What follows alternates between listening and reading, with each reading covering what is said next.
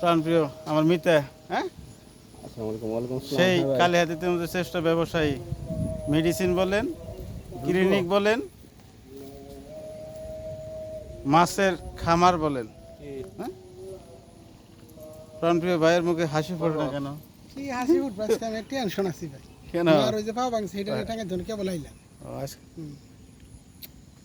কপালটা ভাই একটু খারাপ, মানে মার জন্য আসলে খুব একটা টেনশন আছে ভাই। খুব টেনশন।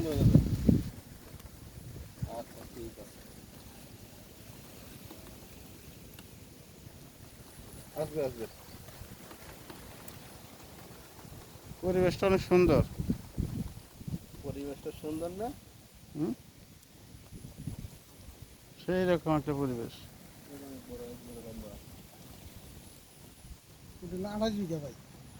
এটা হুম। এই একটা একটাই 28 বিঘা। এটা তো পুকুর না, এটা দিঘি, বুঝেন নাই? এটা দিঘি, এই পার থেকে ওই পার দেখা যায় না। 28 বিঘা। 28 বিঘা।